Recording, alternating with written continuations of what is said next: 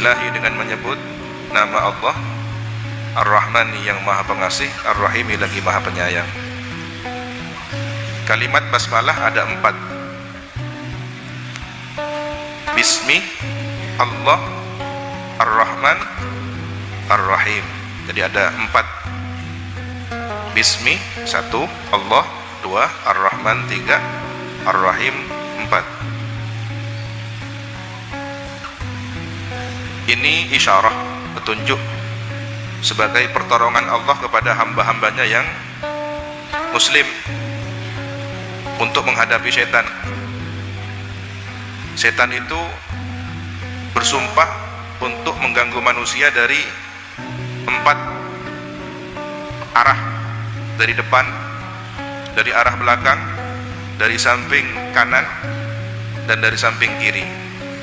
Maka Allah menghadiahkan bacaan basmalah yang tersusun terdiri dari 4 kalimat ini agar supaya tidak membahayakan, ya, gangguan setan itu tidak membahayakan orang yang membaca Bismillahirrahmanirrahim. Ini salah satu rahasia bacaan Bismillahirrahmanirrahim, akan dijaga, diselamatkan dari waswasah, bisikan-bisikan setan.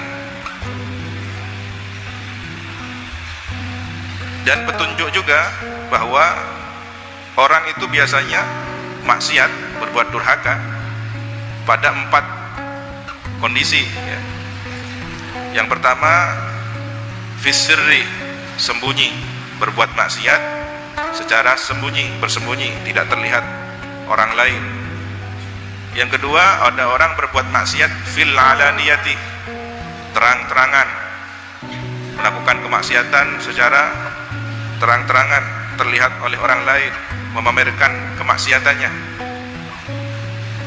Kemudian berbuat maksiat waktu malam, fil lail. Dan yang keempat, berbuat maksiat fil nahar, waktu siang. Nah, orang yang membaca Bismillahirrahmanirrahim, maka dosa-dosanya, kemaksiatannya yang dilakukan pada saat 4 situasi tadi, ketika bersembunyi, ketika terang-terangan, pada malam hari ataupun siang hari, barokah dari baca Bismillahirrahmanirrahim, diampuni oleh Allah dosa-dosa dan kemaksiatannya. Rahasia baknya bismillah, bak Bismillahirrahmanirrahim, situ bermakna bara'atullah, pembebasan dari Allah. Ini orang-orang yang akan mendapatkan kebahagiaan di akhirat. Barokahnya Bismillahirrahmanirrahim, ada isyarah baknya itu bermakna bara'ah, pembebasan dari Allah Subhanahu wa taala. Kemudian sin, bismillah, sinnya satrullah, tirai, penutup dari Allah ala ahlil jahalati, pada orang-orang yang bodoh. Barokah baca Bismillahirrahmanirrahim, kesalahan yang dilakukan oleh orang-orang bodoh akan tertutupi. Jadi orang baca bismillah itu kesalahannya akan ditutupi oleh Allah Subhanahu wa taala. Mim, bismi, mimnya mahabbatuhu li ahlil Islam. Mimnya adalah mahabbah, cinta Allah, cinta dari Allah kepada orang-orang Islam.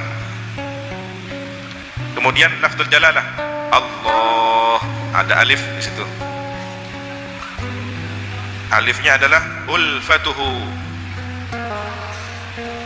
belas kasih Allah. Wallam, lamnya Allah ada lam. Latafatuhu, kemahalembutan Allah. Allah, haknya hidayatuhu, hidayah petunjuk Allah. Kemudian Ar-Rahman, ada ra, ra-nya Ar-Rahman, ridwanuhu, keriduan Allah yang akan diberikan kepada orang-orang yang terdepan, ala sabiqin, orang yang berlomba-lomba terdepan. Maka berbahagialah para santri yang berada di shaf pertama. Shaf pertama ketika sholat berjamaah, shaf pertama ketika di majelis taklim, di kelas, di madrasah, akan mendapatkan ridho dari Allah Subhanahu wa taala. Dan rahasia dari shaf salat itu adalah derajat kemuliaan yang Allah berikan. Maka berbahagialah shaf yang pertama, setidaknya berada di shaf yang kedua kan ya. Motivasi bagi para santri untuk berlomba-lomba terdepan dalam kebaikan, bukan terdepan dalam pelanggaran ya. Kalau urusan pulang dari masjid, pulang dari madrasah paling depan, bukan, tapi terdepan ketika hadir dalam pelaksanaan sholat berjamaah, terdepan dalam majelis ilmu. Kemudian taknya, haknya ya, hak ar-Rahman, ada hak setelah ra, haknya itu sifat hilim. Allah Maha Pengampun, tidak segera memberikan siksa, ditunda, diberi kesempatan. Itu namanya hilim, sifat hilim. Halimun, orang yang santun, tidak mudah marah. Al-Halim, Allah yang Maha Halim, tidak mudah memberikan siksa, diberi kesempatan untuk bertaubat. Kemudian Ar-Rahmanir Rahim, ada mim sebelum nun, itu setelah ha ada mim. Minnatuhu 'alal mu'minin, anugerah Allah kepada orang-orang mukmin. Kemudian nun Ar-Rahmani, nunnya adalah nurul ma'rifah fid dunya, cahaya mengenal Allah semasa di dunia. Wa nurut ta'ati fil 'uqbah, dan cahaya ketaatan kelak ketika di akhirat akan mendapatkan cahaya baik secara zahir maupun secara batin. Lihatlah wajah orang-orang yang ahli zikir akan bercahaya, meskipun tidak terlihat secara kasat mata, tapi orang melihatnya ada aura ceria. Bukan urusan masalah kulit ya, meskipun di glowing. Kalau ahli maksiat, ahli durhaka, bahkan ingin masuk neraka, ingin pesta di neraka, secantik apapun orangnya ya, di glowing pakai apa, tetap auranya kelam, sordep, ya bas peteng, padahal sudah mengkilau. Jadi bukan ukuran fisik ya. Sementara ada orang yang berkulit hitam seperti sahabat Nabi Sayyidina Bilal bin Rabah, meskipun hitam legam tetapi ada aura keceriaan. Kenapa? Beliau selain memang ahli ibadah, adalah muadzinu Rasulillah, juru adzan Rasulillah. Beliau tidak mau lagi adzan sepeninggal setelah wafat Rasulullah, karena terkenang ketika membaca asyhadu anna Muhammadur Rasulullah, beliau tidak mampu lagi meneruskan, nangis. Daripada setiap adzan nangis, tidak adzan ya, kerinduannya kepada Rasulullah begitu besar. Itulah Sayyidina Bilal bin Rabah, yang bunyi terompanya didengar oleh baginda Nabi saat Isra Mi'raj. Nabi masuk ke dalam surga, dengar suara terompanya Sayyidina Bilal. Orangnya belum masuk surga, tapi suaranya sudah kedengaran di sana. Tanda bahwa pemilik terompa ini, suara terompa ini kelak pada saatnya nanti akan masuk surga. Ditanya oleh Rasulullah, punya amalan apa? Ternyata amalan yang paling sering dilakukan oleh Sayyidina Bilal setiap usai wudu ya, ba'da wudu, sholat sunnah. Tuh.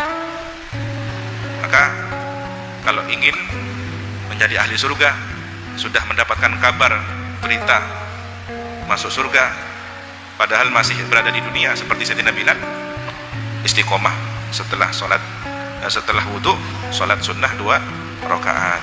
Sholat sunnah apa namanya? Ya ba'diyatal wudu, sholat sunat ba'diyatal wudu. Kita lanjutkan, setelah mim ada nun. Nun cahaya, nur. Kemudian setelah nun Kita langsung ke ya, karena rohnya sudah dibahas, hak juga sudah dibahas. Langsung ar-rahim, ya. Ya-nya yadullah, pertolongan Allah.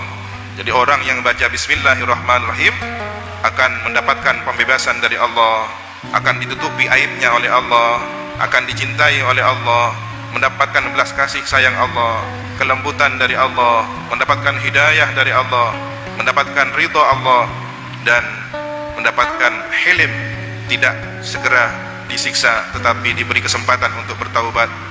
Kemudian akan memperoleh anugerah yang luar biasa, mendapatkan cahaya dari Allah, cahaya kemakrifatan dan cahaya ketaatan, serta akan mendapatkan penjagaan khusus dari Allah.